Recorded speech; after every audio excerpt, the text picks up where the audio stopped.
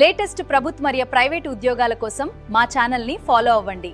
అలాగే అందరికీ షేర్ చేయండి.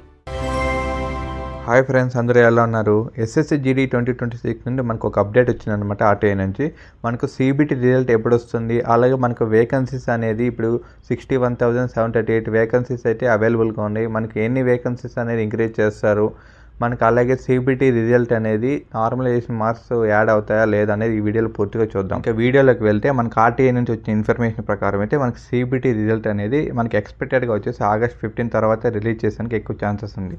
అలాగే మనకు నార్మలైజేషన్ మార్క్స్ అనేది సిబిటి ఎగ్జామ్లో కలిపేసి మనకి రిలీజ్ చేస్తారనమాట. ఇంకా మనకు ఆర్టీఐ నుంచి వచ్చిన post wise vacancies male and female చూస్తే మనకు సిఏఎస్ఎఫ్లో మనకు 14,595 వేకెన్సీస్ అవైలబుల్గా ఉన్నాయి.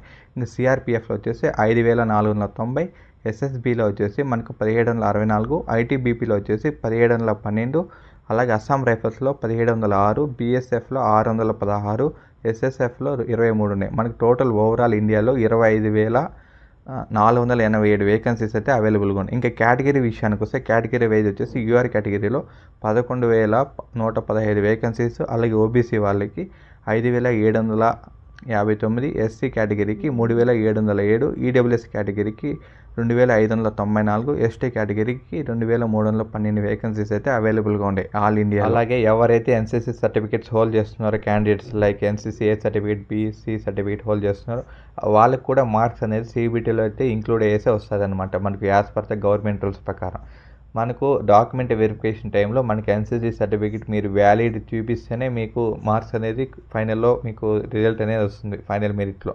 ఒకవేళ మీకు ఆ టైంలో మీకు ఎన్సీసీ సర్టిఫికేట్ లేదనుకో మీరు రిజెక్ట్ అనమాట. ఎందుకంటే మీరు ఫేక్ పెట్టారు కాబట్టి, మీరు లేకున్నా కూడా పెట్టారు కాబట్టి మీకు పక్కాగా మీరు రిజెక్ట్ అయితే చేస్తారు. ఆ తర్వాత ఇంకా మనకు రాజ్యసభలో అనేది పోస్టుల గురించి ఇంక్రీజ్ చేసే దాని గురించి అయితే బిల్ అయితే పాస్ అవ్వలేదు. ఇంకా అయితే అండర్ రివ్యూలో ఉందన్నమాట బిల్ అనేది. ఒకసారి అప్రూవ్ అయిందనుకో మనకు వేకెన్సీస్ అయితే ఇంక్రీజ్ అవుతాయి. మనకి ఎక్స్పెక్టెడ్గా ఎన్ని వేకెన్సీస్ అయితే రావచ్చు అంటే మనకు అప్ టు 50,000 ప్లస్ వేకెన్సీస్ అయితే ఇంక్రీజ్ చేసే ఛాన్సెస్ అయితే ఉంది. ఒకసారి మనకు 50,000 వేకెన్సీస్ అయితే ఇంక్రీజ్ చేశారనుకో మనకు ఆటోమేటిక్గా కట్ ఆఫ్ అనేది చాలా అయితే తగ్గిపోతుంది. మనకు 2025 సేమ్ కట్ ఆఫ్ అయితే మనకు ఎక్స్పెక్ట్ అయితే చేయొచ్చు అనమాట. ఎందుకంటే ఈసారి కూడా చాలా తక్కువ, మన 21 lakhs మెంబర్స్ మాత్రమే మనకైతే ఎగ్జామ్కి అయితే అటెండ్ అయ్యారు కాబట్టి. అలాగే మనకి సిబిటి రిజల్ట్ అనేది డిక్లేర్ చేశాక మనకు 45 to 60 days గ్యాప్ అయితే ఉంటుందన్నమాట ఫేజ్ 2కి పీఈటీకి. ఎందుకంటే ఈసారి ఇంకా రాజ్యసభలోని బిల్ అనేది పాస్ అవ్వాలి, ఇంకా డిలే అవుతుంది కాబట్టి మనకు 45 to 60 days ఈజీగా గ్యాప్ అయితే ఉంటుంది. ఇంకా ఎవరైతే పీఈటీకి స్టార్ట్ చేయలేదు ప్రిపరేషన్ వాళ్ళకి ఇప్పటికైనా రన్నింగ్ అనేది ప్రాక్టీస్ చేయండి. వితిన్ 24 minutesలో అనేది 5 km అనేది కంప్లీట్ చేసేటకైతే చూడండి.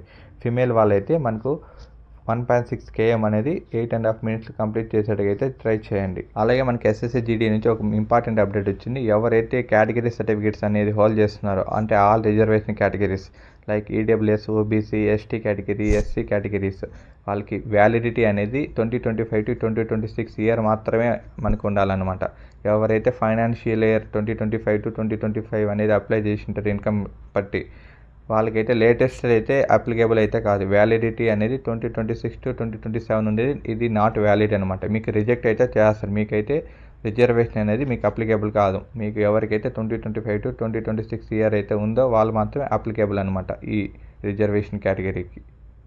మీకు మా కంటెంట్ నచ్చితే లైక్ చేయండి, షేర్ చేయండి, అలాగే సబ్స్క్రైబ్ చేయండి.